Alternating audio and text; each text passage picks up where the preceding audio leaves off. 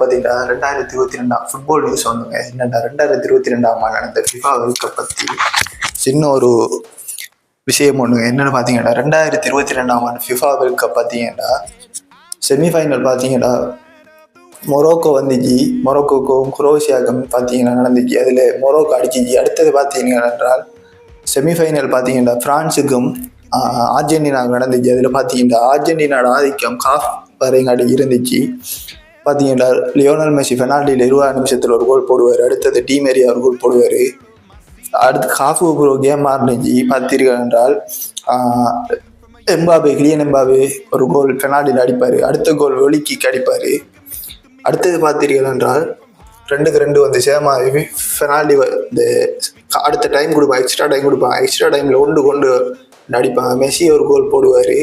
அதனால் Kylian Mbappé ஒரு பெனால்டியில் ஒரு கோல் போடுவார். போட்டு முடிய பார்த்தீங்கன்னா பெனால்டி வரும். பெனால்டியில் பார்த்தீங்கன்னா 5-4 என்ற அடிப்படையில் அர்ஜென்டினாவில் வெற்றி கொண்டு வந்து